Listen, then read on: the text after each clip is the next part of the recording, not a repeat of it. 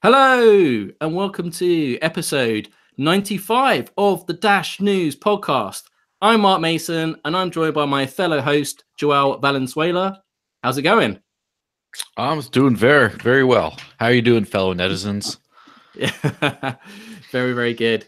And this week, we've got a special guest. I've wanted to come on for a long time, and we finally got him here. It is Ernesto, and he is from the Dash Core group, and he is the Biz Dev lead for Latin America. Ernesto, I was going to attempt to say your surname then, but I got a bit nervous because it might sound like I'm cursing on the first part. So how do you pronounce your surname? Hi guys, thank you for having me here. With Spanish pronunciation, my name is Ernesto Contreras, but you can go with Ernesto Contreras. Contreras. Yeah, I was just scared. A bit the R's. Yeah, if I got that first bit wrong, it might be a bit impolite. No worries. Oh, good. Well, yeah, thank you for coming to the podcast. Really good to have you. And so much is happening in Latin America right now. It is. But this actually might be the first time the community and outside the community is actually seeing you and hearing from you in public. So I think this is a great opportunity to let the community know what you've been up to, what's going on with Dash, how you feel about certain things in certain areas. Because although your title is Latin America, that's not strictly true because you do get involved in international business development as well. Is that correct to say? Yeah. Well, just to summarize the way I put out my work is I help businesses and organizations that want to solve some of their pain problems in the payment system by using Dash. So that means, the typical onboarding Dash into an exchange to the more complicated, let's develop a solution for a specific project. People come in, hey, we're experts in making phones, but we want to make a phone where it'll be very easy for people to use Dash. So we bring in different partners, different people, and we work a lot. And then something like Crypto Mobile comes along. So it can be as straightforward as an integration and as more out of the box thing as it happened to Crypto Mobile. So it's a wider array of things, and yeah, mostly focused on Latin America.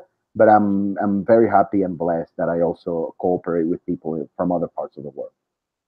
Excellent. You've got an interesting background as well. I don't know your full working history, but I know you mentioned to me briefly before that you worked for a cryptocurrency exchange at one point. Does that help give you extra insight? And have you been able to leverage your networking contacts from that as well? Yeah, very much. So in short, I have about 12 years of work experience in marketing and business development. I'm Venezuelan, so the first half of my career, I worked in Venezuela for consumer products mostly. Then I decided that I wanted to change a bit scope, and I moved to China, where I did an MBA in an international school in their Shanghai campus. And after China, I came to Mexico, where I've been working in technology. And in this time, I worked about 3 years for a telecom company. So that got me involved a lot into mobile advertisement, and all this technology movement that works on phones. And then I had the chance to do marketing for one of the largest cryptocurrency exchanges here in Latin America. And I had known, and I'll tell you about my crypto experience. I had known about crypto before, but seeing, first how an exchange operates and what is their main drivers and their needs, and then seeing it from Dash perspective definitely gave me a lot of insights into what can be of value to different exchanges. And yes, I've managed to leverage this experience and context, obviously. There's still some things that need to be leveraged from past network, but we're working on it, and it's been really fun and it's great. Excellent. And we've actually been working together a lot more recently. When I say we, I mean in Joel as well. Like, there's a lot more of a collaboration effort, not just in PR, but also in biz dev as well. And this has been great progress because there's just so much to do right now. And you know, we're talking all the time, pretty much weekly now, because there's just so many partnerships, integrations. It's so hard to keep on top of everything, but this is a good problem to have, right? Yeah, it's definitely great to have a lot of things going on. We're actually improving in how to be more efficient, how to spend more time into the things that will make a larger impact, and how to delegate some things, or maybe just help self-serve other opportunities that are not so strategic at the moment. And within all of that, of course, the different members of the Dash community are key. And you know, it's happened before, and it happened with one contact of yours that they announced with you, and then I reached out to them separately without knowing that they're talking to you. So when we align and we say, hey, what can you share? Well, I'm doing 1, 2, 3. Oh, I'm also doing 2, so we can go together and get much better results. And I always say that this is, you know, part of the blessing and the curse of a decentralized organization, that, you know, you have so many smart people with so much will in different places of the world trying to get Dash to grow. And a little bit of conversation sometimes helps a lot. So I think that's, we're constantly improving and getting to a very good balance of you know, talking a bit and yet everyone being decentralized. Excellent. Joel, you got anything? Yeah. So about that decentralization thing, obviously it's great to have lots of people all over the world, lots of expertise all over the world. Has it been sometimes challenging, not just from well-meaning people trying to work together? Oh, wait, sorry, we're duplicating efforts, but from people trying to each compete against each other for a bigger piece of the pie? Have you found any where people are trying to kind of like push you out of the way so they get the glory? Well, like, it would be very hard for me to know for a fact that let's say Joel is pushing me out of the way for a specific reason, but it is a challenge that, you know, you have people from not just different countries, different time zones, and different with different interests, plus the very normal different way of looking at things. You know, if you're working in a large corporation, and my first job was in one of the largest food manufacturers of the world, well, the CEO says we're going to do this, and everyone, you can like it or not, and everyone just goes and manufactures this and sells that. But in a decentralized organization, I might think that getting places where they sell chicken is very good for Dash, and Mark might think that it's a very bad idea. So because we don't have a central organization to make the decision, well, every one of us is going to try a different approach, and then we can come to a meeting and say, hey, Mark, you know, I think what you're doing doesn't bring value, and you'll say the same, but it doesn't mean that we have to agree on that. So that agreeing to disagree can be very good.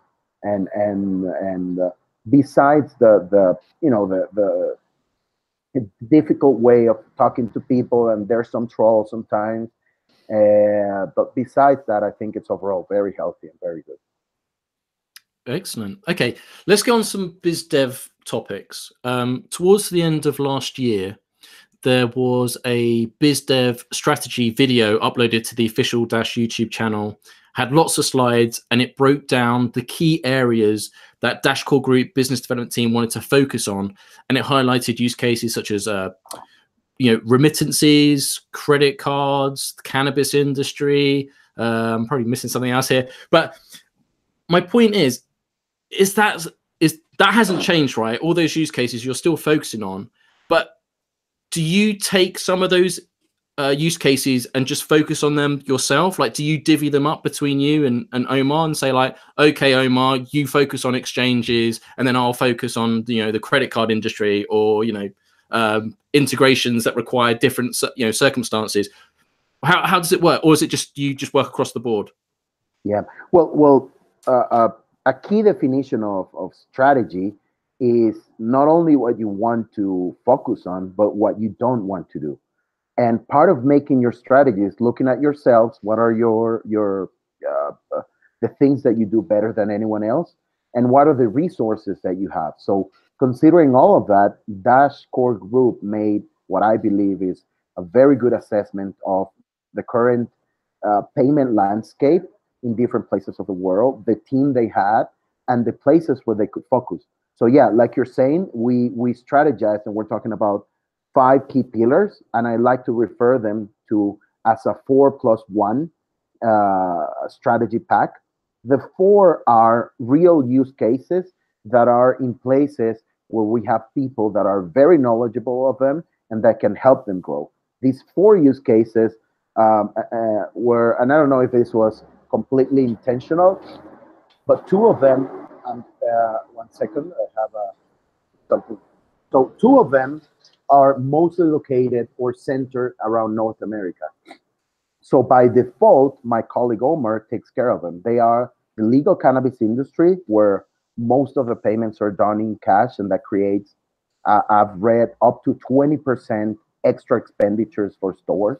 That's a lot of money. And being a Venezuelan living in Mexico, I didn't know how big this industry was until I actually visited one of these dispensaries. And, I was surprised to see big lines of people buying different products, from medicines to recreative ones. And if everything is paid in cash, well, I'm sure those guys are having a lot of trouble counting the money at the end of the day, and making sure no one takes out some of that, and making sure they're not, how do you pay your suppliers, whatever. So number 1, it's illegal cannabis. Number 2 is the e-gaming and gambling online. And this is, again, when you look at it, there's a specific solution that Dash can provide. If you win, sometimes I have to mail you a check. So imagine we're in 2019 and I'm winning something, and some check is coming across the post service and whatever. So there's huge opportunities there. And those 2 are located mostly in the US. In Latin America, we saw that there's, from the 1,000 opportunities we could do, we thought that there's 2 that we can focus on. One is the remittance corridor that is beginning in the US and finishes in Mexico. And we've done some advancements there, even though that we started a little bit behind because we don't still have the infrastructure complete for a Mexico cash out. And the other one, the one that you missed, is what we call the hyperinflation problem. So in a country where there's hyperinflation, the local currency doesn't work, and that creates a lot of problems. One second, let me just mute myself. That's okay. Yeah, so I will kind of echo a couple of things. Like, recently there was a study that kind of equated, found some correlation between cryptocurrency speculative trading, like frequent daily traders, and people with gambling problems, which unfortunately is like the negative correlation with that kind of stuff. But it does kind of put that together, the crypto and gambling connection. And I mean, with the cannabis industry, it's a different story. And I mean, I've never been a fan of cannabis, to be honest, at all. But last year I took a trip out to California, and I was like saying, oh, I've heard about Dash, or the cannabis connection. Let me just try the traditional cannabis buying experience and see what it's like. So, I go into this dispensary, and, they had everything very well sorted out, all things considered. But you go into the dispensary, and they have a couple of big, strong armed guards have to like wand you down for weapons and check your ID at the door. You go in, and then there's a big line for the ATM right there, because you need to go and get your cash out, and that's like a few dollars, like a $3 ATM fee or whatever. And then once you get that out, then you can go to the counter and then go buy whatever you want. And so I'm just imagining the cost of the armed security, just get rid of them, because it's not going to be robbed that well. So you can just go straight into the ATM. Okay, well, how about no ATM? How about if you just go straight to the counter and it can just pay? And then I'm just thinking about all those little friction spots, all the steps you can remove, and all the extra money you can remove from fees. And this is the same way for just about every industry on a very much more minor scale. Like, for example, especially in the US, card processing is expensive. It also takes some time. It's like, oh, swipe it again, it didn't work. Or like, because people still swipe here. I know it's crazy. Or like they put the chip in. Oh, the chip reader doesn't work. Use a swipe. Oh, swipe. Use the chip, and then it doesn't go through. And wait, beep beep, and has to process for a while. It's faster. As someone who buys my coffee with crypto, it's faster to do that than the card thing. It's just that the cannabis industry is going to have a head start on that if they really start embracing crypto. They're going to have a head start on actually being able to use this because of the dramatic difference. But still, they'll be like, hey, well, you know what? Even if we get our banking problems solved, why do we want to go back now that we've already seen the light?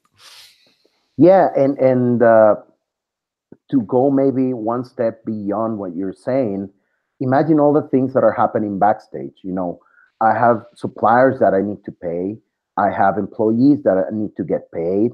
And all the movement that you need to make, and we now give for granted because we have this thing called online banking.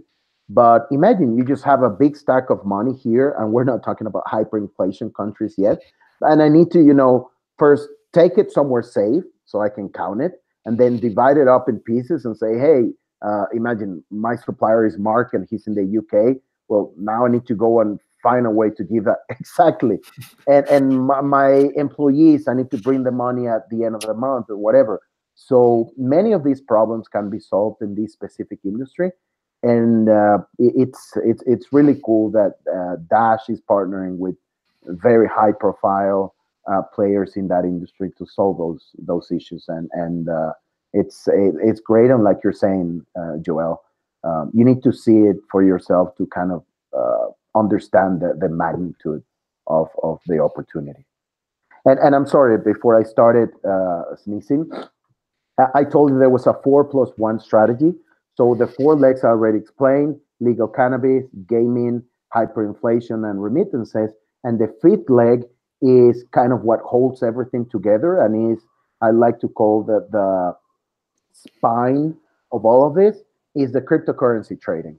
So we need to get into more exchanges. We need to make sure that we have more fiat ramps in every location. And besides fiat ramps, you know, different types of ramps: brokers, peer-to-peer, exchanges, and God knows what else is coming forward. And within that strategy, we work to try and convince more and larger exchanges to integrate instant send. What you were saying a few minutes ago, Joel, sorry to correct you, but not every cryptocurrency works really fast, as you know. And within Dash, it's already fast. But when exchanges turn on instant send, you know, that 2-second confirmation can mean a whole lot for their users. A few days ago, I was talking to some business people that work in providing liquidity solutions. And they were like, oh, you work in Dash, what do you do? Blah, blah, blah. When I mentioned instant send, they were like, okay, so you're telling me that I can move my money from one exchange into the other and not have to wait for 10, 20, 30-minute confirmations? I was like, yeah, let me show you. Download this wallet. Here's 1 cent of a dollar. There you go. And they were like, okay, we need to start working right away. So these different solutions, that is a technology that already exists. It's not something that we're saying, okay, we're going to develop this and it's going to be ready in 18 months. And, you know, this is just in beta stage, whatever. It's a technology that is right there. There's lots of people around the world working on getting it to solve different problems. And it's something that exchanges and people need. So it's I think overall, and that was one of the reasons why I really liked and I was very happy to come on board with Dash.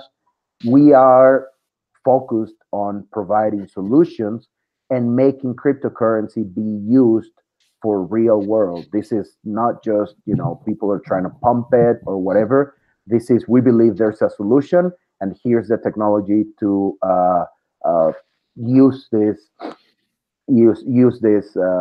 Dash in order to bring those solutions to people. That reminds me of when you talk about not every cryptocurrency. Recently this week, some fan of the book, The Bitcoin Standard, went and bought a signed copy, and she bought it with Bitcoin and would say, yay, she have a picture like, this is great. She bought it with Bitcoin, and he was generous to accept it after only one confirmation 20 minutes later. And so literally it's funny because this is like a book about why like Bitcoin's amazing and things like that. And a fan goes and buys the book and then stands around for 20 minutes waiting for the payment to be secure. And even then it's like not, he's like, oh, I'll trust it now. It's fine. Just because you seem harmless. And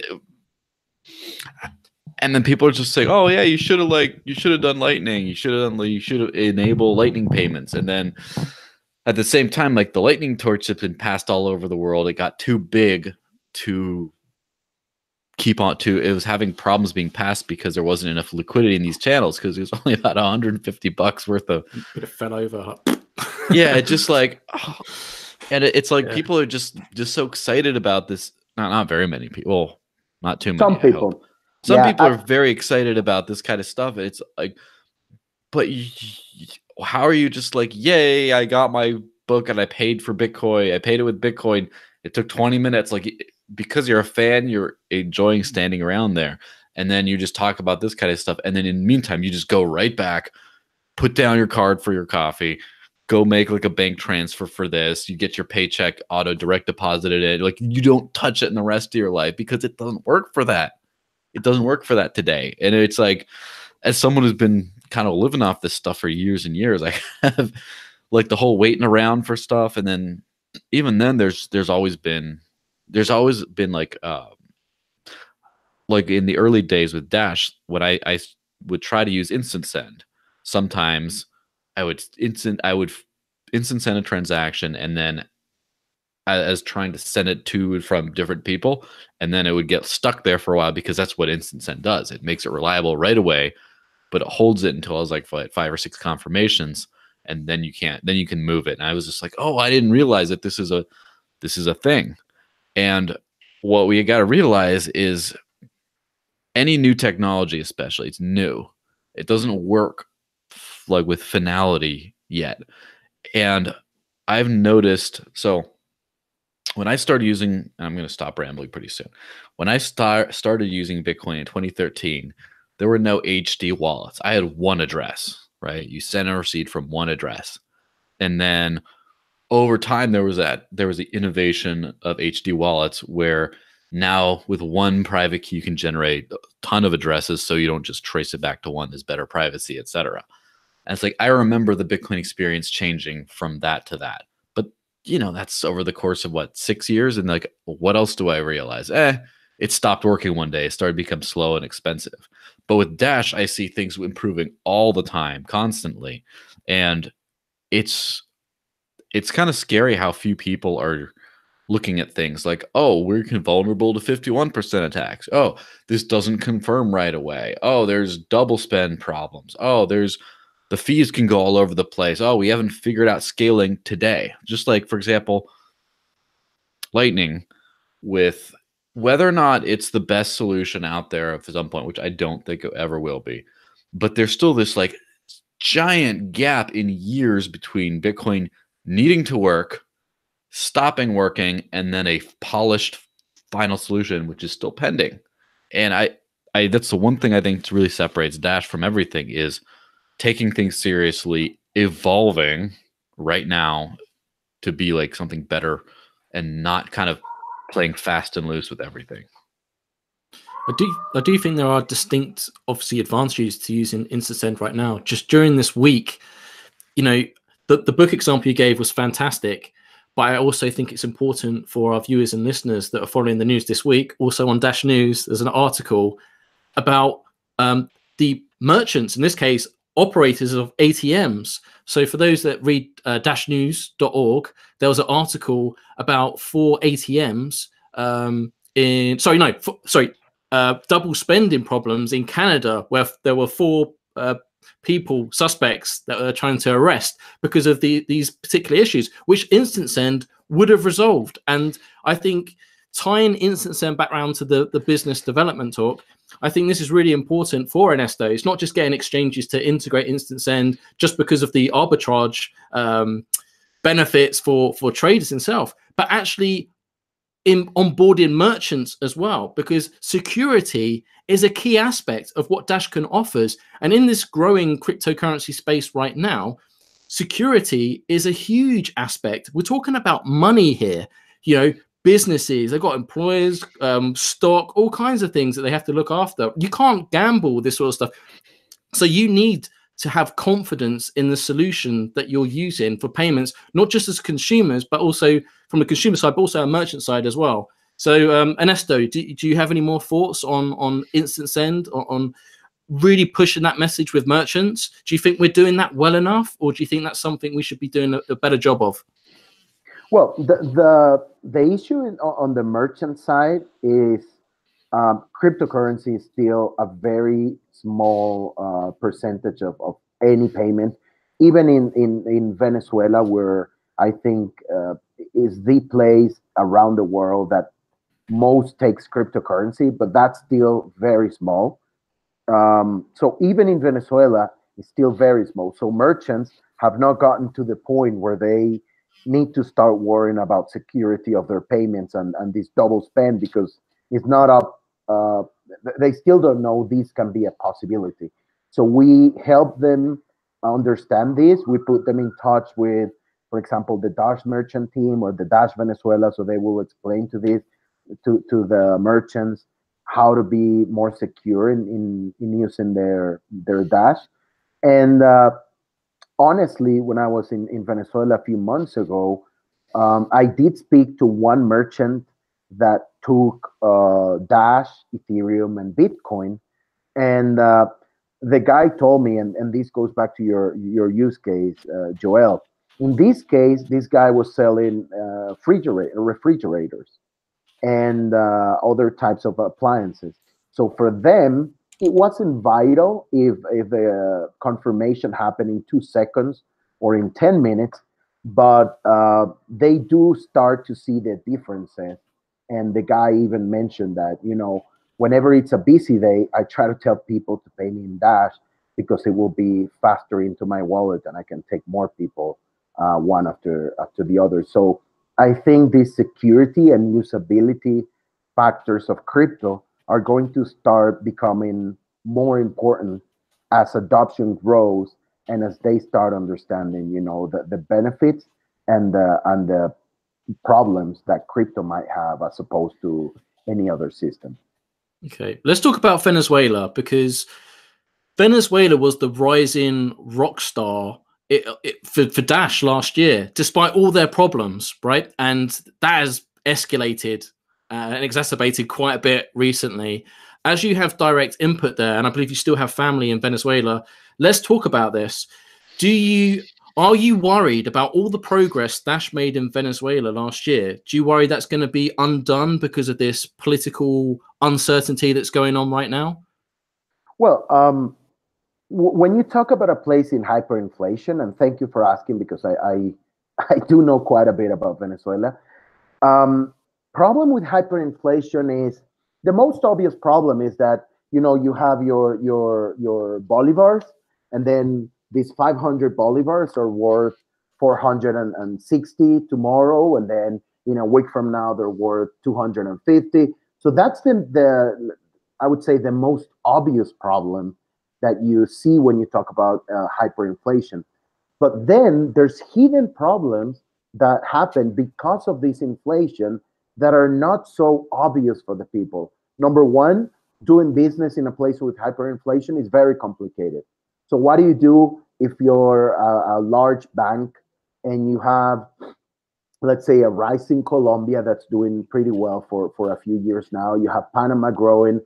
They were growing like 10% for a round of years. And you have Venezuela with a negative GDP growth. Well, you don't invest in the country that's not going to give you returns. So number one, infrastructure got hit. So you go to many places in Venezuela and the point of sale, the card reader is not working. So this is part of the problems that hyperinflation is bringing. Another, I would like to call it, quote unquote, hidden problem is that I don't know if you've ever seen this, but I would like to say normal operating countries, you don't notice it unless you're very rich, and if you're very rich, you have larger amounts in your debit card. there is a top that you can work with your debit or credit card. You cannot swipe $100,000 on a regular debit card. Well, let's say that your limit is $50,000 for one purchase. If you have the hyperinflation problem that I just described, whatever costed $1,000 will increase price and will get to that $50,000 mark that I just imposed on a very quick pace. And then you're gonna go to the shop and you're gonna buy a cup of coffee and it's gonna cost 50,000 whatever, but your card is not gonna be able to process it because this at the speed that this hyperinflation grows is much faster than the speed banks can adapt to their system and get permissions from government. So this was one of the reasons, and I mentioned the electronics shop for this specific example. If you wanted to buy, and this was back in October last year, if you wanted to buy a medium-sized refrigerator from this guy, you would have needed about 8 debit cards to pay for it. So imagine Joel is buying his fridge, and he's like, "Hey, Mark, what are you doing next Tuesday? Ernesto, what are you doing? Can you bring 2 friends? Everyone, please, I'm going to send you the money." So then everyone can swipe their card. So these are different problems. So all of this I'm saying just to let you know that if Venezuela solves their main hyperinflation problem today, and I pray every day that that's the case, there's still going to be a bunch of steps and some large amount of time needed for all that infrastructure, for all those payment systems to be put back into place. So no, Venezuela's situation for adopting cryptocurrency will not change overnight for people not needing cryptocurrency. And yes, we still have a lot of things that can be done in that place with the current communities and with the new ones that can grow. I think that's pretty funny though. Can you imagine buying a car and like instead of just putting down your card, you just say, "Hey, I got like a 20 of my friends with me. Who wants to take the left wheel? Who wants to take the right one? I'll pay for the steering wheel." You Yeah. just like everyone's swiping up in there, just paying for each little bit, and then Yeah, and that's part of the situation, and it's the funny thing, and it's not funny, but it's just that it's so hard to imagine for someone that is not living in that situation.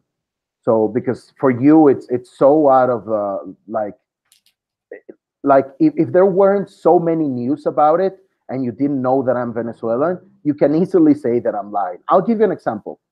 I went with my family to a beach. We have beautiful, beautiful coast.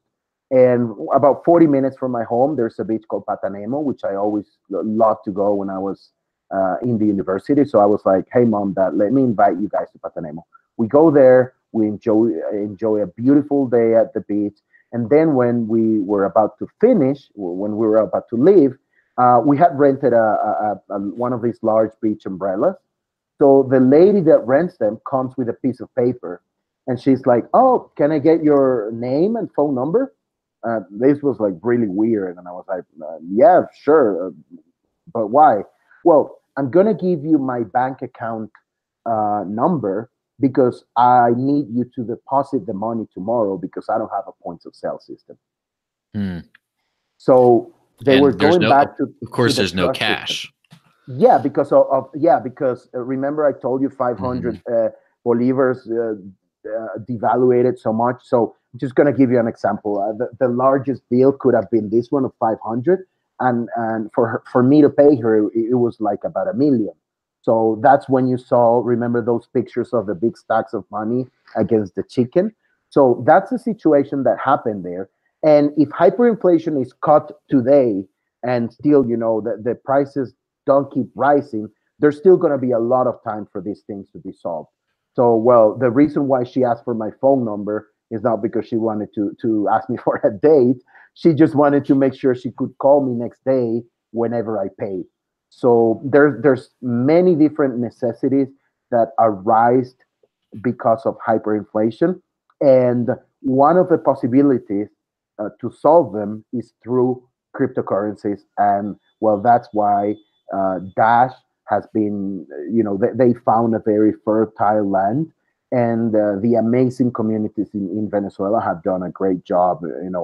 I was there and I spoke with for a conference that Eugenia organized, and I was surprised to see how professional and how good they were. There were about maybe 10 to 15 big level journalists there trying to understand what is this Dash thing and how it can help solve the problems. Then I met with the merchant team and with the Dash Text team, and there's about 25 other communities in Venezuela, to which I had the chance to speak into about 5, and they're all doing different things in different parts of the country. And this goes beyond, what happens in most of the world with the Dash communities, that they do it because they love it. In these places, they do it because they love it, but also because it provides a solution to some of the problems I've highlighted during the minutes I've been speaking. So there's a lot of people concerned. Well, firstly, on a lighter note, like most people go to the beach to build sandcastles, but in Venezuela, you build castles out of money, paper money. I remember watching a video by the CEO of Crypto Buyer a few months back, and he's originally from Venezuela as well, and he was in Caracas, and it was a short video clip where he was in a taxi, and he was talking to the taxi driver, and he was explaining about the interbanking issues, and which kind of existed even before the hyperinflation. And they're saying like the interbanking that we're used to in the international world, I can send to a partner bank in my country and it'll probably get there the same day. But in Venezuela, the interbanking could take like a couple days from sending to a different account. Anyway, I want to get onto some more pressing issues that are more Dash related. In the international news, we're seeing a lot about Venezuela, but we don't really get an inside track into what's going on. So we see the news about there's been a blackout and all this sort of stuff. Is this really bad news for Dash adoption moving forward, or is this a golden opportunity? What are your thoughts on this? Well, because of the blackout and the electricity problems, that means that in general most business and many of the things had to stop. So it's like people stayed in their houses for all this time because it was unsafe. And besides the blackout, you have to put in perspective that this is a country that's suffering from social issues. So like no one wants to go out and have a beer in a place where it's dangerous. Plus, there's no electricity. So that, of course, has had to bring an impact into the overall Dash transactions. Nevertheless, as long as you have the capability of having a phone, even if it's a smartphone or a feature phone, there is a possibility to do payments. What happened in the last days is that, there was no electricity, so there was no banking, so there was a lot of things, and people had to rely on cash. And because bolivars are, I wouldn't like to say non-existent, but not very easy to use, people started to buy and sell things on dollars. And you probably saw a few pictures of people asking for $1 to recharge your phone or whatever, to electricity, the cable, I mean. So situation changes very fast and people adapt to it. You have no idea how many messages on Telegram, WhatsApp, and Facebook I got about people saying, "Hey, Ernesto, where can I go and buy things with Dash? Because I know it's working now." So it's an opportunity for Dash to figure out where they can help solve some of these problems. And again, I always say to the team that I work with and to anyone that I speak to, I don't think we're going to solve all of the problems of Venezuela with Dash. I'm not that big of a dreamer. I know we can solve some of the problems in paying some of the things, but that can mean a huge difference for both the people in Venezuela that need to solve the problem and also for us in Dash because it's growing adoption. Excellent. Yeah, absolutely. It's interesting to see because there is no such thing as like a one size fits all solution, and people still just have to. There's so many problems the whole world has to solve. And of course, legal problems is another thing. You can't, and you can't also have a country that has a lot of its progress and infrastructure destroyed, and then you're just like, oh, we're all better now. It's like doesn't work like that. I mean, sometimes people say take pictures of Hiroshima in Japan and just say, oh, look how great it is now after they got destroyed by a bomb. But it's like, it wasn't just like 5-10 years. It's like 20, 30, 40. It was like so many more years to build everything right back up. And so the thing about cryptocurrency, though, is because the transfer value becomes so, I mean, let me just talk about Dash because I don't want to speak for these other ones, but the transfer value becomes so fast and so cheap that so many other use cases get opened up, especially the cross-border thing in the internet age makes it so that you can transact with anyone anywhere in the world, which, you know, takes out those trade barriers. And then just being able to have a sound currency that doesn't get hyperinflated, et cetera, that can be a giant, that's almost like an industrial revolution in and of itself. And so a country that has this, all other factors being equal, has a huge advantage over the rest of the world.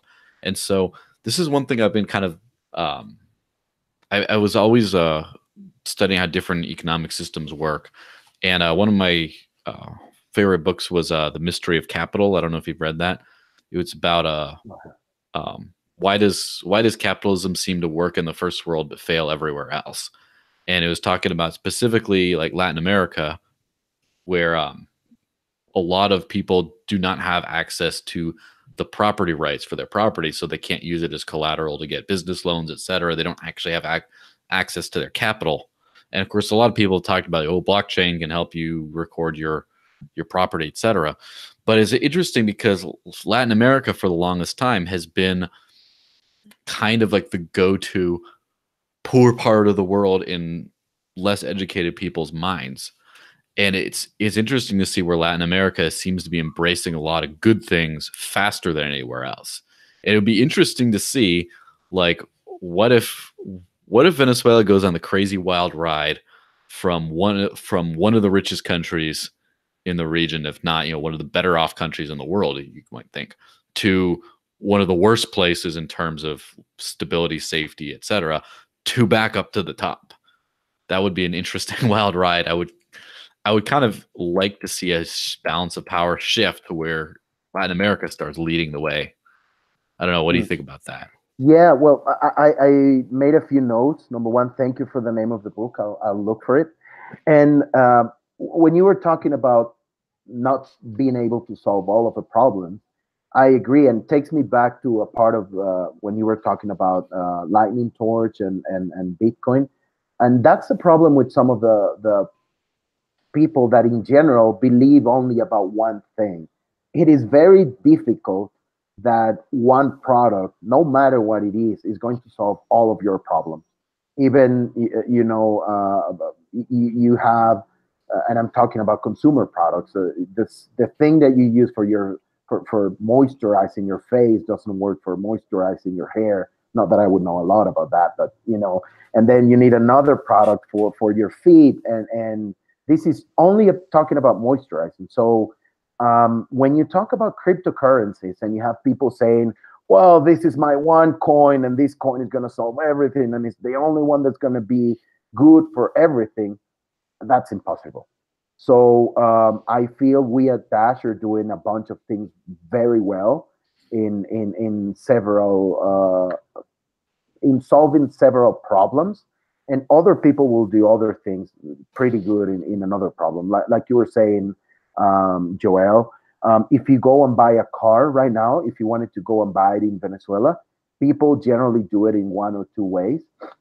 You get a company account, like let's say you have Dash News as a legal entity. So I would ask you to make the deposit from your account.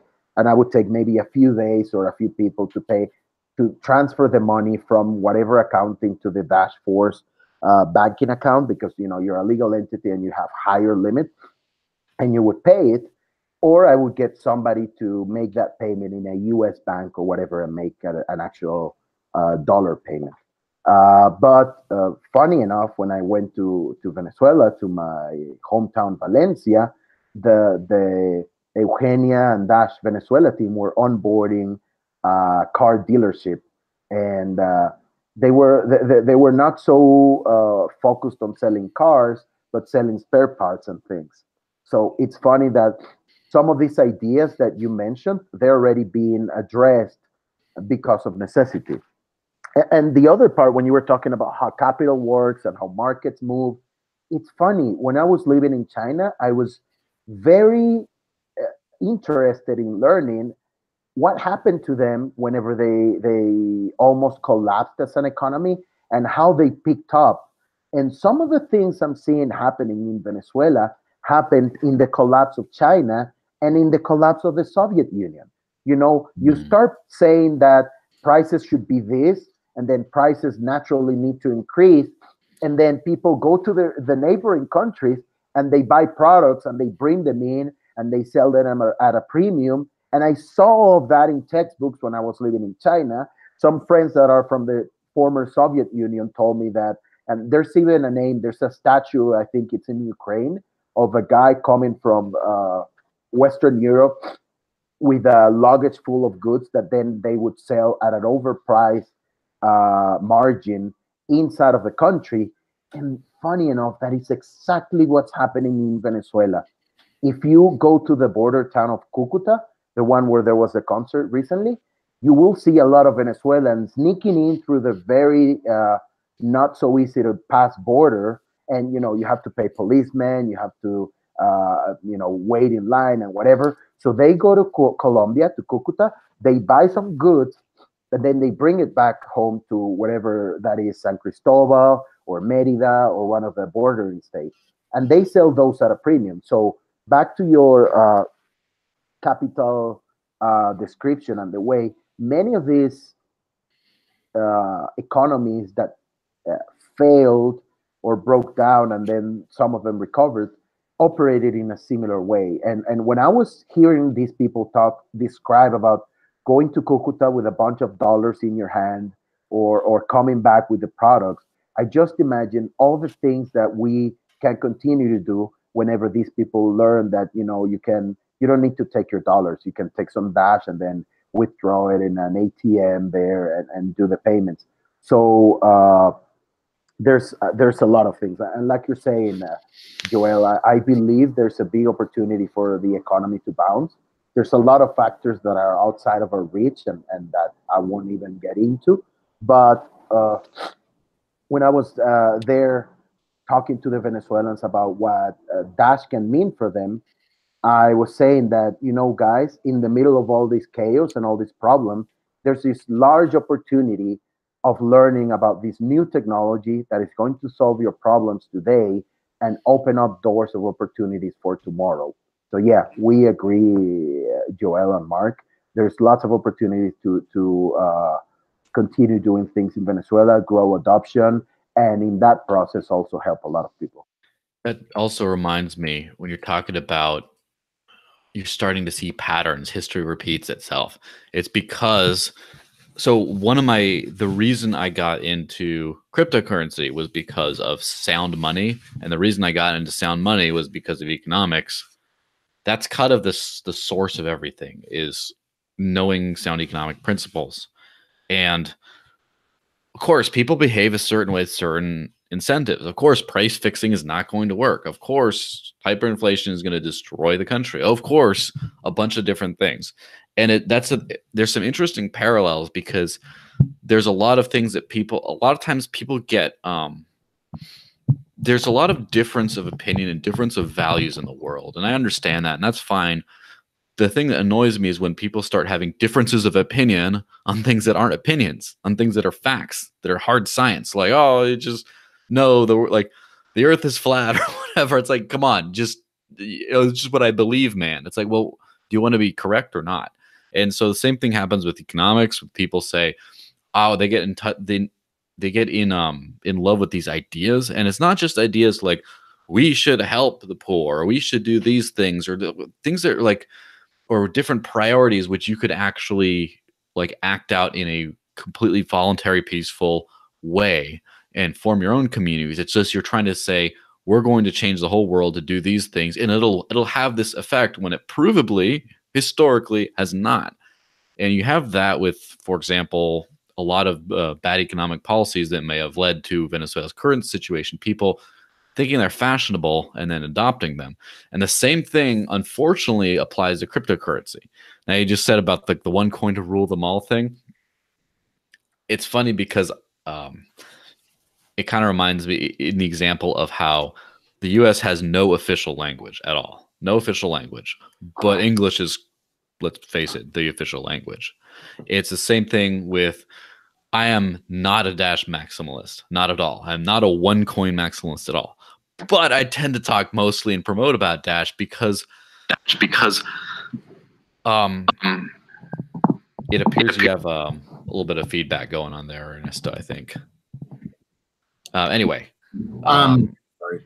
Yeah, it's good. No, so I tend to ramble a lot about Dash specifically because I'm looking at the rest of the cryptocurrency world, and like I want to be like, yeah, I'm excited about this, I'm excited about that, I'm excited about the other thing, blah, blah, blah. But I want to be intellectually consistent and honest. And it's like, okay, let's compare Dash with Litecoin.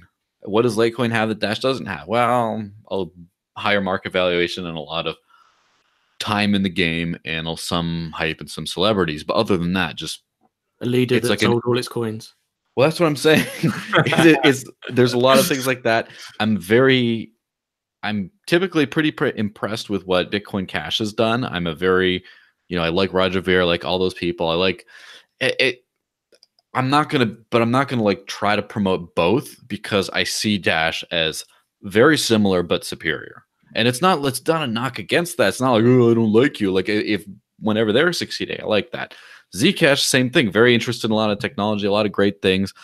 I just like I don't see it like on the same level in terms of like facts. And I'm of course willing to learn more. And there's other things that might come up, and people might innovate and whatever.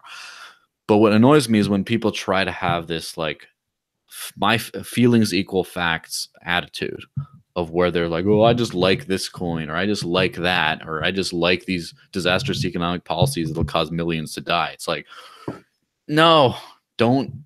You can have your preference and your ideas, but be real about facts. Don't be like, I just think this is going to be great. Like, for example, the Bitcoin maximalist idea of one coin, not only one coin to rule them all, that coin to rule them all, but then because of some arbitrary circumstances, we decided that this is how it's got to work. It's got to work to where everyone should hopefully run their own node, and then everything has to happen off chain through, say, the Lightning Network. You buy into this idea philosophically without means testing it, without seeing if it works, without saying, all right, I want these 5 things. Is this the best solution? It's instead, no, I just bought into this thing and I'm going to defend it against the facts. Yeah. What I totally agree with you there. And what the way I see it is when you're in an upcoming industry, and cryptocurrency is, as of today, 137 billion market cap. To put it into perspective, gold is about 7 trillion. So when you're in a small industry that is only learning to see if it could grow, your competitor is not the next project next to you. Your competitor is, how do I find other solutions outside of my industry where I can substitute them in a much better way that can provide a lot more value to the end user, and that can provide cost savings to the industry or the company that is using it. That is really where your competition is. If you go very far outside of cryptocurrency, and probably that's not going to happen with any of us, because our network is probably compressed of, or it's made up of people that are in the crypto. But if you go very outside of crypto world and you start asking people, what are your problems? When you pay, what do you have? When you save money, what do you do? that's and whatever. Let's say, imagine they say, oh, I save my money under my bed, or I put it into this. In Mexico, they have what they call tandas, which is everyone chips in $100 per week and 100 pesos, and then you get 300 pesos this week. Next week it's Mark, and the final week it's me. They call that tandas, so that is a way of people saving. So those could be some of the competitors we should be looking at to grow the overall market. It's I think it's unnecessary when people start attacking each other's projects and thinking, oh, my project is better than yours, mine is bigger than yours, talking about market cap. And in general, that's for me, and that's why you will never see me, or maybe once or twice, almost never see me attacking another coin, because I don't think that's my enemy. I don't think that's whom I need to beat. I need to, figure out which one of the other current legacy solutions I can work better than, and that's where I think the energy should go. So those intercoin fights are waste of energy. Yes, exactly. Now, I do like intercoin debates once in a while when you start that aren't like which coin is better kind of debates, but what, for example, what form of scaling is best? What about security? What about different privacy methods? You got ZK snarks, you have zero knowledge proofs, you got written signatures, bulletproofs, coin mixing, you got all kinds of different things, and there absolutely should be I wouldn't say a fight, but like a struggle between those to just see what happens. And then a few of them won't work, and probably more than one will work in a completely different way. I like that kind of back and forth. I don't like it to be your project sucks kind of thing. Your thing doesn't work. And for example, with the Lightning example, obviously with the Bitcoin example, Bitcoin worked great, which is why I closed my bank account, was living all off of Bitcoin. I promoted Bitcoin for more years of my life than I promoted Dash. Let's not forget that. It's still a larger portion of my life. And it's still kind of, works, and it's still, Dash is built very largely on Bitcoin, which is why I can never just say, oh, Bitcoin's terrible. Well, I mean, the user experience might have degraded. But as far as Lightning, it's a thing. It's an inanimate object. It's not something you should have strong feelings about, because it's just a tool. And what does the tool do? And sometimes the tools don't work or not work. They can work or not work for specific use cases with certain criteria.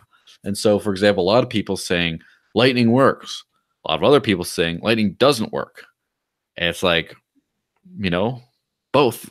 It kind of works for some things. There's these constraints. And I think when people are trying to say, this is the way everyone should buy coffee, we should do an off-chain thing like this, everyone puts their money in these channels, we build this big network, and then I kind of start thinking, well, I think that on-chain's probably more efficient, better, and you don't have those custodial wallets that seem to be cropping up a lot. You have people control their own money, which is the real reason I got into this. I think that this is a better approach. And that back and forth is why people actually should have competition between the coins, but it doesn't amount to just saying your coin sucks. In fact, there's been a lot of people asking, I remember debates about, like, the block size debate with Dash didn't last very long, but it was still there. People were asking, should we do on-chain scaling? Should we not? Evan put it to a vote early 2016, and they decided to go big block. Okay. And then you have other things about, well, what kind of privacy should we use? What about this? Should we evolve to do that? Oh, should we change our denomination so one Dash is like one duff or whatever? Should we change the naming scheme? Should we do different things? Oh, what should we do about, like, there was I remember SegWit was big. Everyone's like, well, why don't we have SegWit and Dash? Why don't we have SegWit and Dash? And then I believe it was Codablock who wrote a post, actually talking a little bit more about that. But I think we should do this. I think we should do that. Blah, blah, blah. And in fact, one prominent Dash community member I remember was talking about, he was relatively bullish on the Lightning Network. He was like, yeah, I think Dash is, I'm still mostly about Dash, but I think Lightning is going to work. I think it's going to work well. It's going to blah, blah, blah. And since then, has sort of changed his opinion, but like, nah, I don't think so anymore. But like that debate back and forth of like, I think this, I think that, and you don't attack each other, but you still have that debate and try to find out what's best. I think that's definitely crucial. But more importantly, the market decides. Something that works, something that doesn't, and your feelings don't matter. What? Are you saying the free market works? I think so. Well, and I think that's the problem. I think that ties Venezuela quite well. If you manipulate the price, it all comes back down to finding that true market value. And as we keep talking about coins, when we keep saying one coin, I keep getting triggered because there's a scam that was one coin, and I believe that the finders of that were actually in the UK, and it's one of the most elaborate scams that's happened in the crypto space. So let's not talk about one coin anymore. Anyway, Ernesto, forgive me for this, but I feel like no, don't worry, don't panic. I feel like I'm representing the network, so this is their opportunity to learn. Good for you for feeling that. to learn more about you and what's going on. So although that I know some stuff that's going on behind the scenes, they don't. So what I think they would like to know is that although you're focused on the Latin America area, are you talking to community projects, leaders, teams, and what is your objective for Latin America in the near future? What are you prioritizing right now? I think that's what the network would like to know. Yeah. Well, of course, I'm talking to different community members and leaders and teams, not only from Latin America, from all over the world. Just this past week, we had calls with people from Asia, from Europe. Basically, anyone that wants to contact me can write to me at my Twitter, Ernesto Contreras, or Discord. And it's not as fast as I wish it could be, but I always respond to all of them. And we usually have, a 30-minute, 1 hour call and see what they're doing and how we can help. Sometimes we can make introductions and say, hey, I'm from, just gonna make up something. I'm from Dash, whatever island, and I want to talk to Mark Mason. And I'll say, oh yeah, the guy's pretty cool. I'll just introduce you, and I'll send you an email and say, hey Mark, this is whatever from Dash Island in the middle of nowhere, and they have one store, and they want to be published on Discover Dash or whatever. So yeah, I'm talking constantly to different community members. Because of the strategic focus we have in Venezuela, I do have a little bit more of contact with people, the teams in Venezuela, and I've spoken to Dash Maracay, Dash Valencia, Dash Caracas, and Dash Venezuela with Eugenia and her team, Dash Text. Lorenzo was here in Mexico for a few days, and we met for coffee yesterday, and we had a long chat. So open to it. And beyond Venezuela, of course, I've had conversations with a great team in Colombia. We spoke to George quite a few times. We've looked for ways to do things with synergies.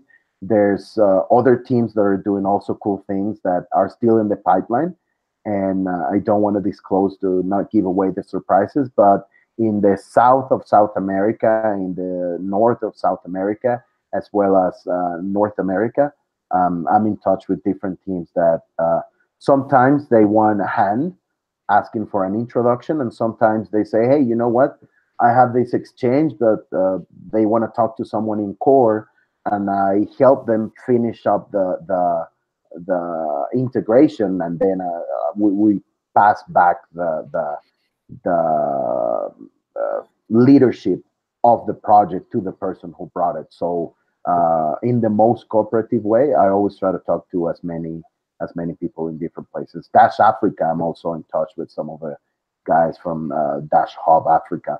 So yeah, it's quite busy, but it's very interesting. And when you start seeing patterns and things that different people are having problems with in different places, it's really cool, because sometimes you look for the solutions as a team, and this is way bigger than in a regular organization you would have.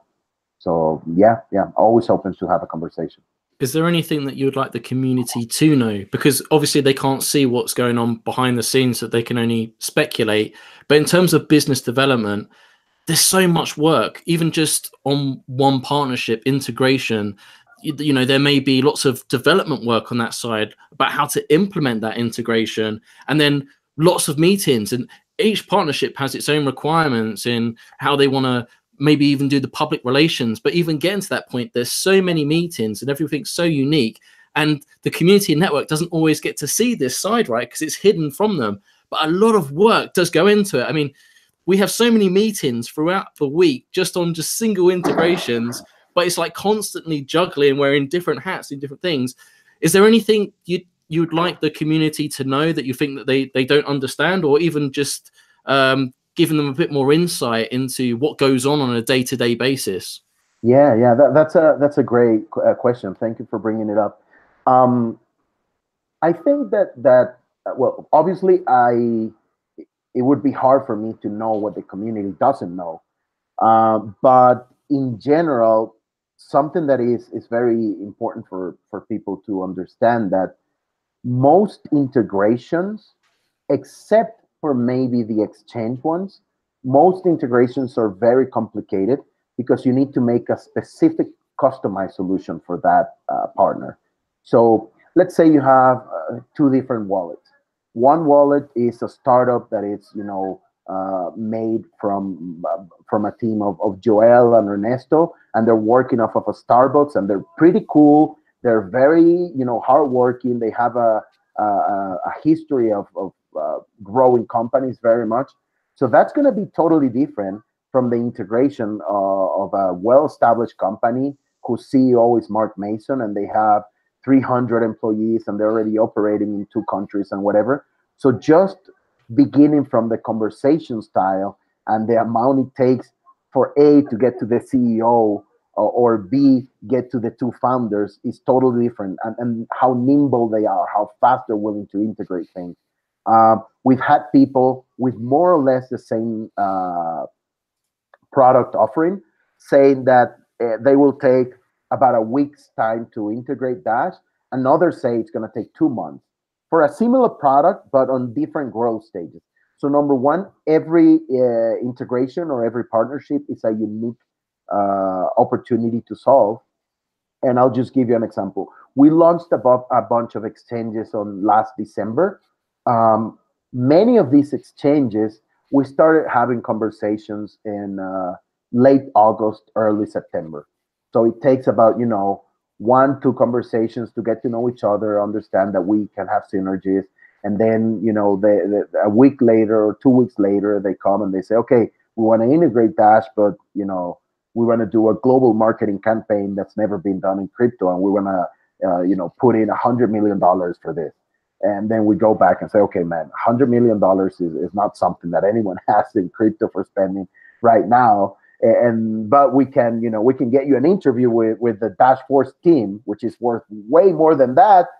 And then, they would come back and say, all right, let's do this, but let's do the integration. We cannot do instant send, and we push back for the instant send. So, because these conversations can take 2 to 4 days between each of them, it's very easy for an integration to take a pipeline of about a total scope, if it's a normal integration, of 2 to 4 months.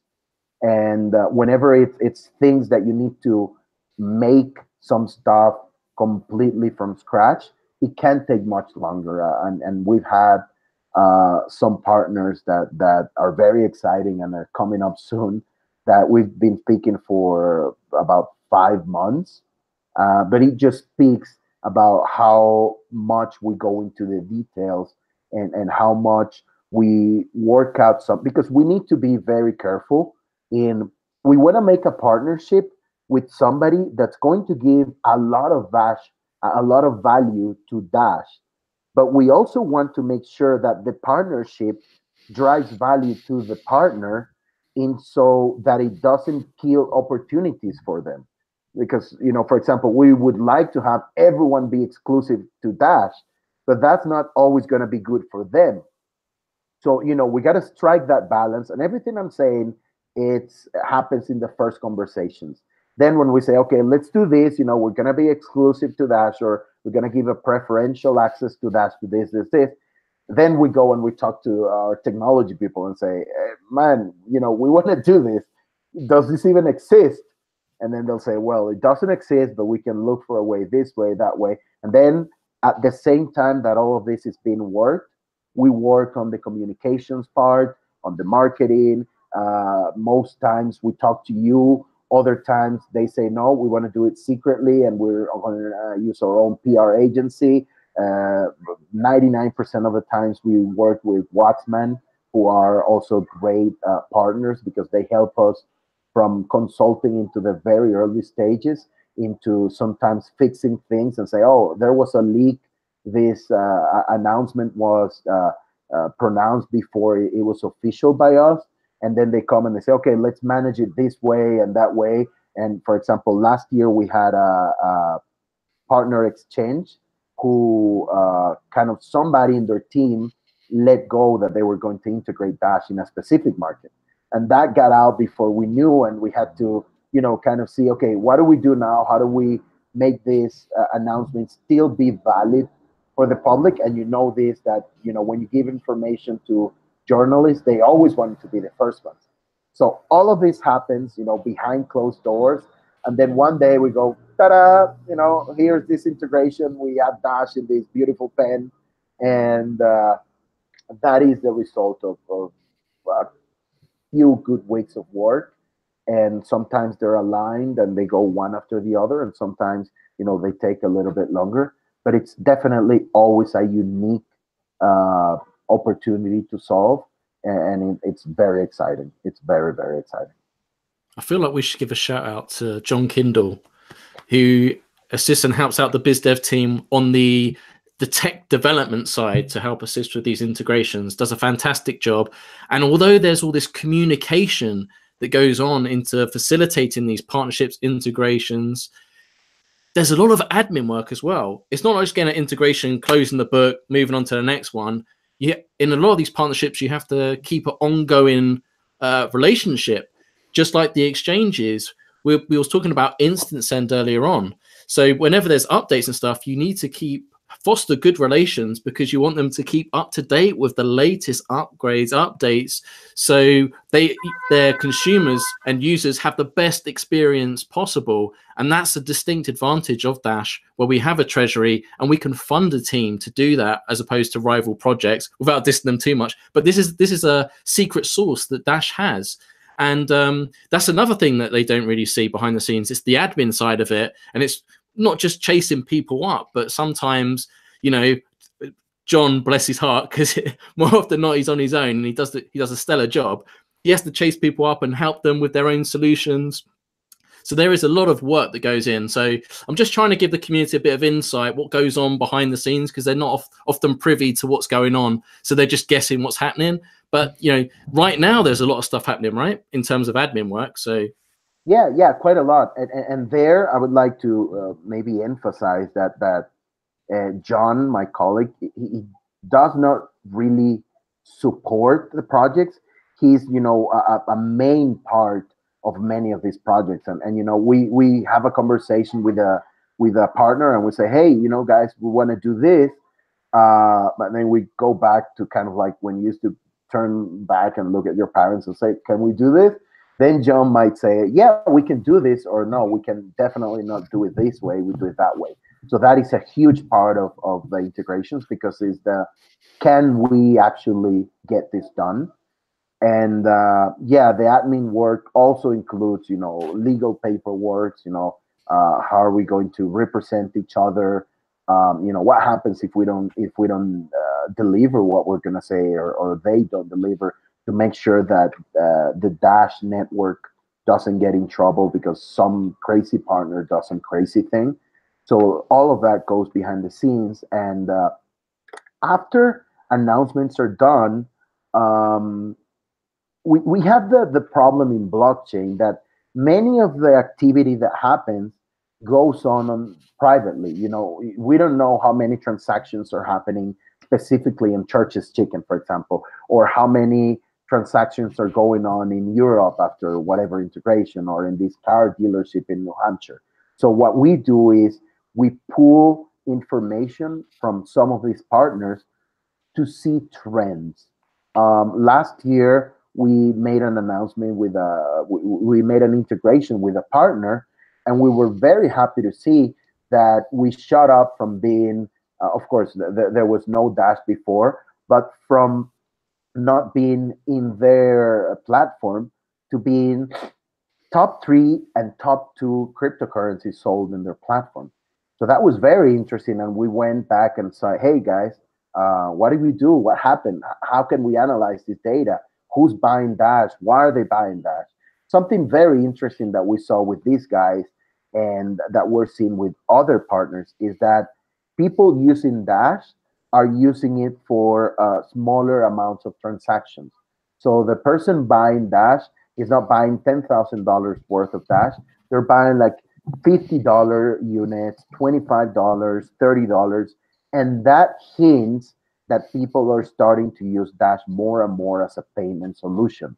So it all goes back to what's our strategy? What do we want to be? How do we do it? And then we start putting the dots together. And yeah, that takes some time, but that is part of the more fun stuff, when you can see the data and you can see, trends and there's quite a few data nerds here in Dash. So whenever we see that, everyone is like, oh yeah, numbers, let's see. So that is definitely a part of the housekeeping. Excellent. Right. Well, I've got one last thing I'd like to ask. And really, I just want the community to understand more what's going on. So I think it would only be fair we speak about Omar. So can you just explain to us who Omar is in the Biz Dev team? How often do you work with him and how important is he? Because I feel like the community needs to know more about Omar as well. Sure. Well, Omar Hamwi is my counterpart. He takes care of the North American part of business development. That's in theory, because he's also, going to bed really late at 9 p.m. to talk to an exchange in Singapore, or waking up at 5 to talk to someone in Western Europe. So Omar, great colleague. He's also my friend. He onboarded me. He was on Dash a few months before I was here. So there's a very great collaboration and cooperation between the two of us. And basically, he is working like all of the business development team relies on each other to make decisions. We have a call with a partner, and then we get together and we review, well, how much that is aligned to our strategy. What's the urgency of getting this partnership done, and how much this partnership can move the needle for Dash. So these are 3 of the key ways that we view how a partnership might be interesting. So that way we're putting it against the strategy, we're putting it against the value it can bring in terms of transactions and adoption and whatever, and we consult with each other. So I was telling Omar I always tell him that it's funny because we work remotely. We have the ability of, during calls, maybe go to Slack and say, hey man, can you ask him this? Because he didn't reply to our question. What are you seeing? So yeah, there's a great relation that we all have internally within the business development team, and of course externally with marketing, with product, with Ryan, the CEO, and that I think helps us to operate in a much better way. And I believe we have been efficient. We can always be better, and we're working to improve even more. And we hope the network sees it that way and sees that they can rely on us and count on us to help work together into getting more and bigger things, either if it's by answering an email or a question or by working together and tackling a larger client. Excellent. Thank you very much for answering that. And we'll have to get Omar on the podcast at some stage. So if you're watching, Omar, the clock's ticking. Yes, we will find you. Wherever you are. Well, we'll talk to you in the meeting next week and ask you. Yeah, Mark has a specific set of skills. Yeah, no, skills he acquired over the years of staying dashy. Because it's funny because we talk to Ernesto a lot in meetings and stuff, and Omar. So like a lot of the questions I'm asking, I already know the answers to, but I just want the community to know more about what you guys are doing. So because sometimes they think, oh well, you know, Ernesto's got this title about Latin America, and if Omar's like North America, do these guys even talk? Is it like a teamwork effort? Like how does this work? And they can only guess. So I hope this podcast has given viewers, listeners more insight into the nitty gritty, what goes on behind the scenes. It's never a dull day in Dash. There's always something going on, someone new asking questions. There's always some kind of mad rush, panic into getting things sorted, but there's always loads of exciting stuff as well. So yeah, excellent. Well, I'm pretty good for questions now. So Joel, unless you've got anything else, I think we should probably wrap up. Yeah. Do you think you guys get enough credit for all the hard work you do? That's like the most puff piece dumb question ever, but hey, might as well end on a positive note. Am I right? Well, what I do think is important to acknowledge is that the Dash team overall and the business development team, they're very small teams. So more than credit, what I wish we had more was more time and more resources and more people, so we could get a lot more of things done. In general, I think Dash is starting to be viewed as a real world use case of cryptocurrencies.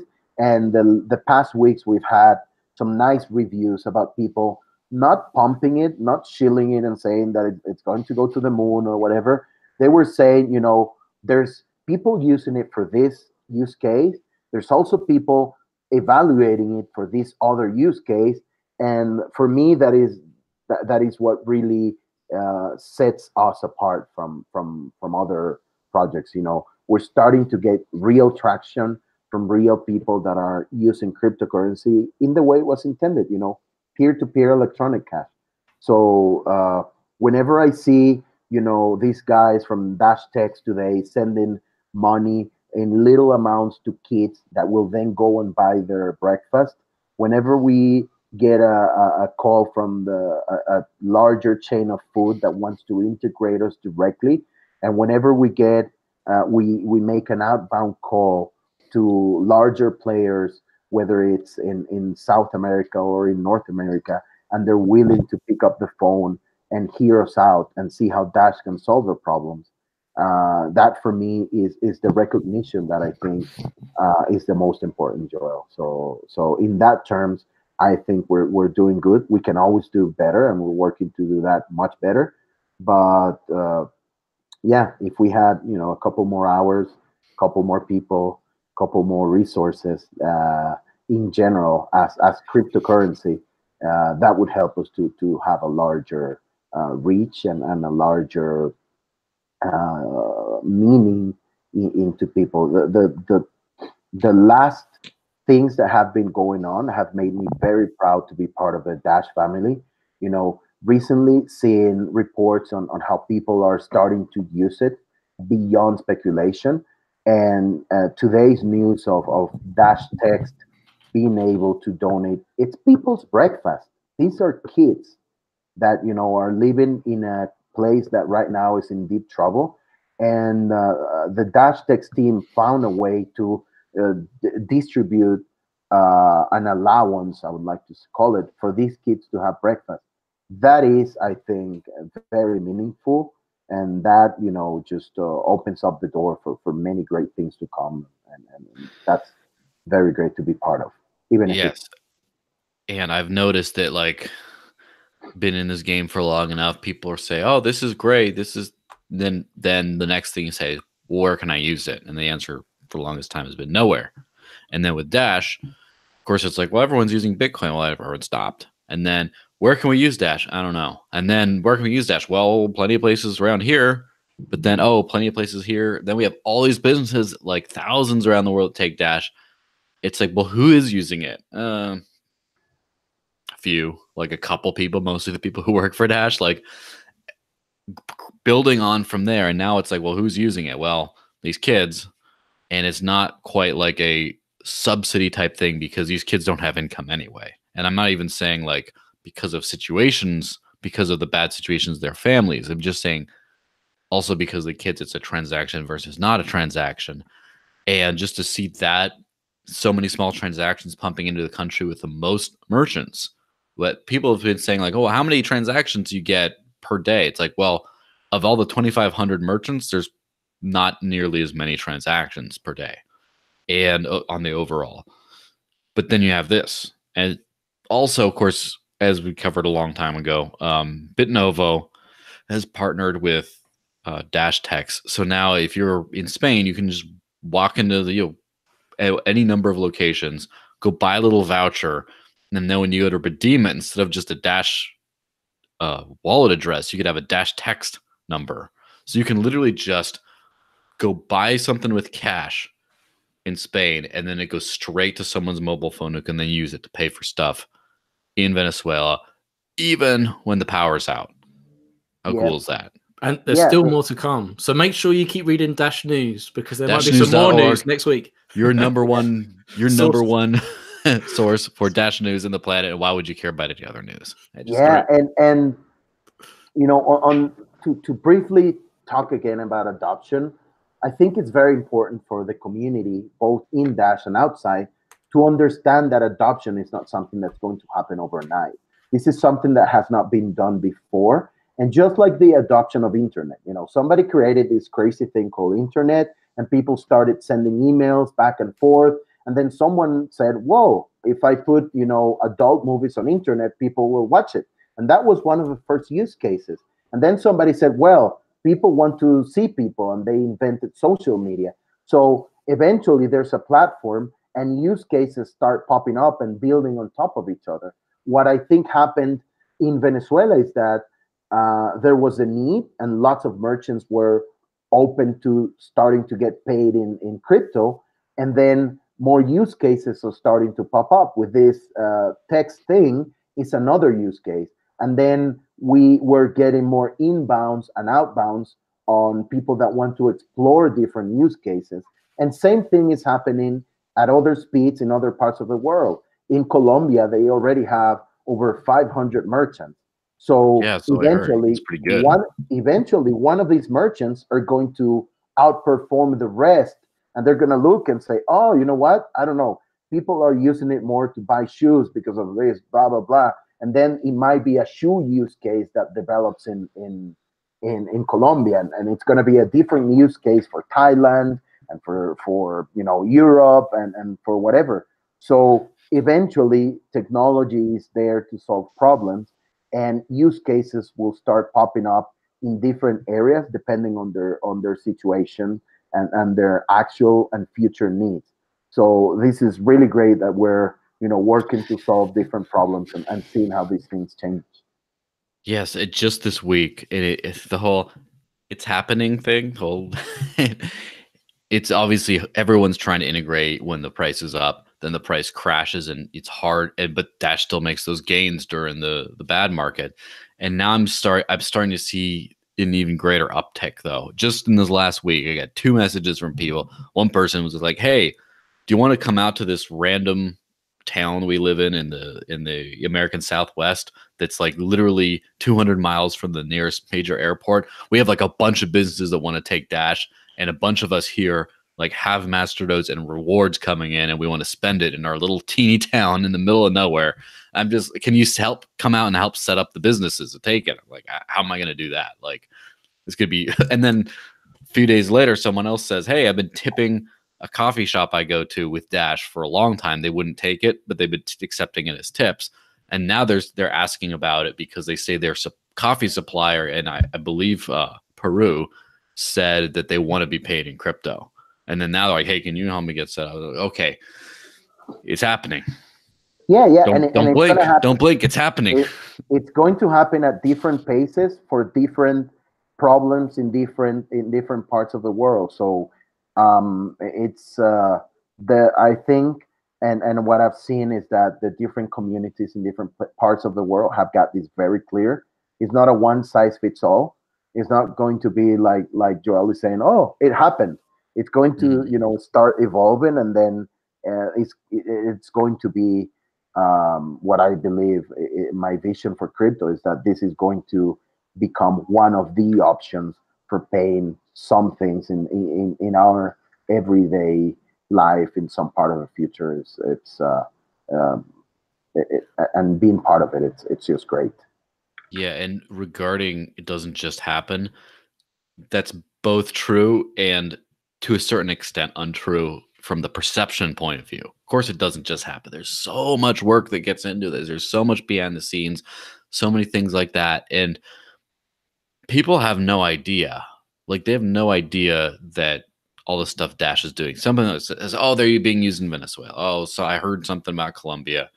There's that one thing in New Hampshire at one time. But it's like people don't realize that this is this groundswell that all of a sudden, like the public consciousness is just like, no one's using cryptocurrencies, but some people are using Bitcoin, and people might all adopt Bitcoin someday. Hear this Lightning thing, the Twitter guys sending it around. Oh, it's going to be that. And then people are going to be onto that until all of a sudden people are going to be like, oh, this Dash thing came out of nowhere. Everyone's using it. The most smashing success story. Like, how did you guys do this so quickly? We're like, quickly? How long have we been doing this? How many years has Mark given up his social life to make this stuff happen? Like, how long has this happened?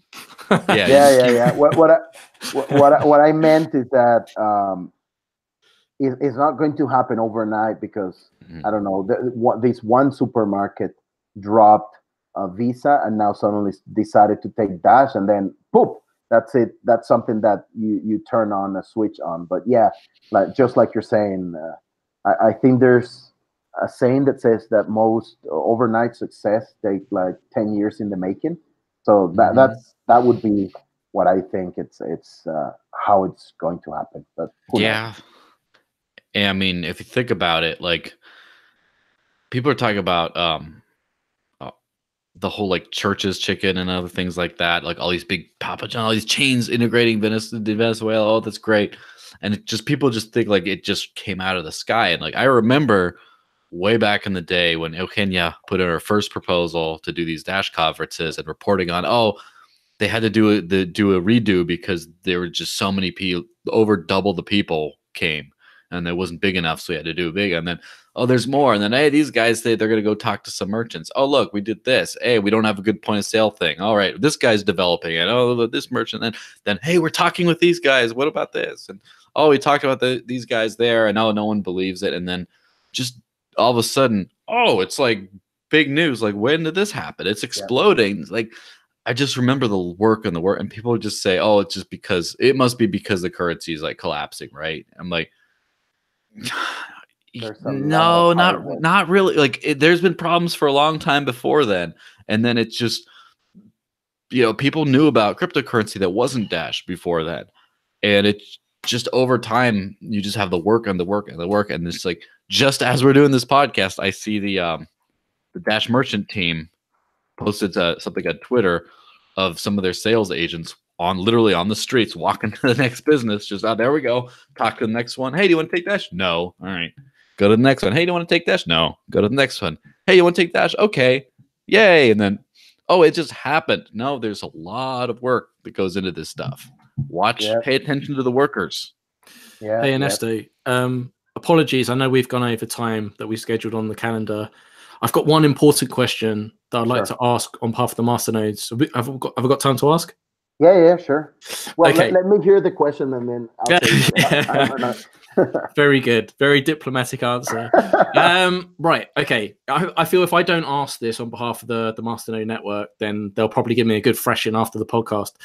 So in terms of the business development in Dash Core Group, there was a proposal that passed recently and was funded for what I believe was about 520 Dash, which was to replenish the Dash Business Development Fund. Is there any update or anything juicy you can say to that? Is that money going to be utilized for things soon? Are there things in the works for that, or is that just to keep for a rainy day? Oh, well, definitely that money's used for integrations, for partnerships, for co-marketing. So what we generally do, and thank you for asking, this is a very important question.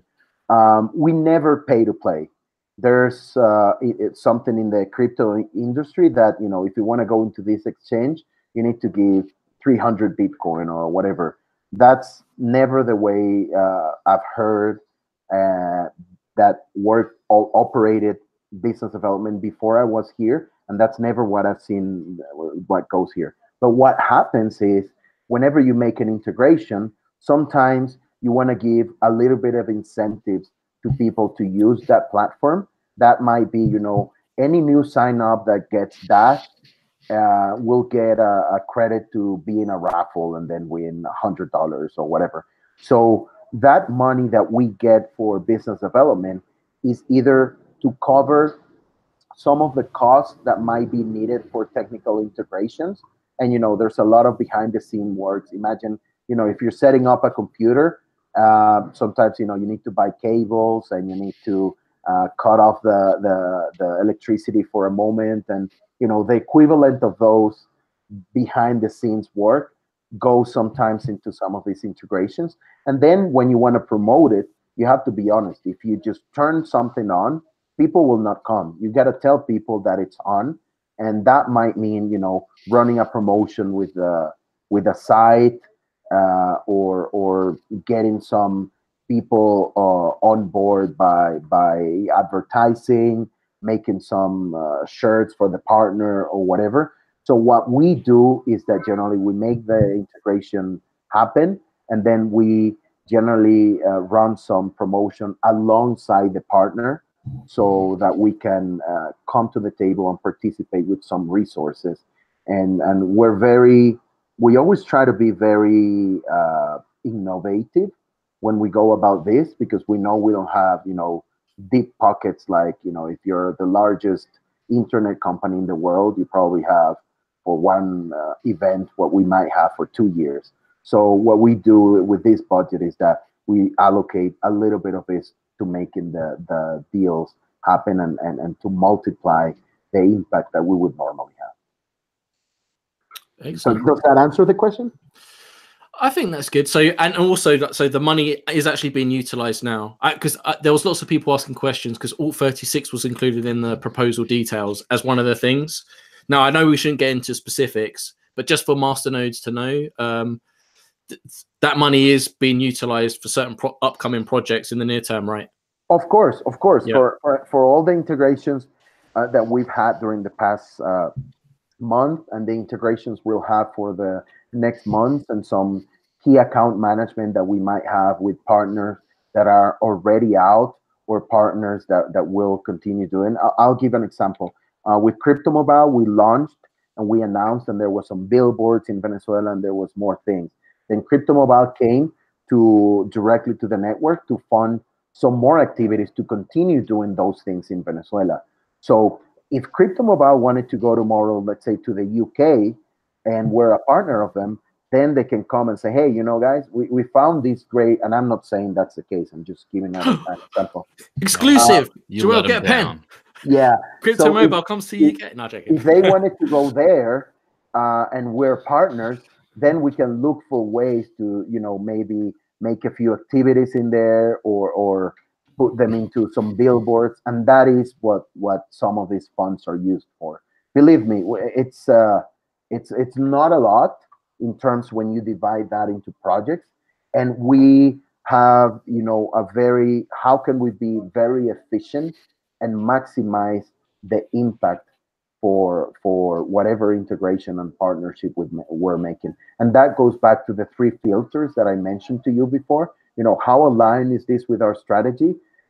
If we have something that is really, really great, but it's outside of our strategy, maybe we cannot do it, because it's not going to create a synergy. So how aligned is it to our strategy? How urgent we believe, going to market with this, and how much impact it can have. And then with that said, maybe the team can allocate a couple $100 to make this happen. Excellent. Well, Ernesto, thank you so much for coming on the podcast. See, it wasn't that bad, was it? Right? It was great. It was great. I'm sorry about the tissues and everything. Something gave me a huge allergy or flu. I don't know, but I'm surviving. And thank you so much for the time. I'd like to say to the community, it's a pleasure to be here. I'm open to questions and suggestions. You can find me on Discord or Twitter, or through somebody's making an introduction by mail. And I'm really looking forward to bringing great news to Dash and continuing us all together growing this great network. Thank you. Excellent. Well, hopefully we can have you back on the podcast again. And perhaps we can get Omar in a headlock and drag him on the podcast as well at some point in the near future. Yeah, it'd be let's great do for the that. community to meet him as well. And yeah, fantastic. Okay, Joel, I think it's time for the outro. As Brian would say, it's time. Wrap it up. Yeah. Yeah. So if you like what you listen to, and you absolutely should, otherwise the communists win. Like, share, subscribe. Mark's going to share this video out again tomorrow, but with all the audio only links for the people that only want to listen and just, can't stand all the wonderful shining faces and the joke t-shirts plus a real one. So you can go do that. And of course, now we do the after party. If you want to go to the hottest discussion place for Dash in the world right now, I think I can make that claim, is the Dash Talk Discord. Go to staydashy.com. That gets you in. And we do this thing called the after party that is like this, except much less professional, 10 people at a time, and goes until the sun comes up Mark's time, usually. So if you want to get in there, just start asking around for, hey, where's the after party? And if we have room, we'll plug you right in. Mm-hmm. Cool. I'll try to take a look. Nice.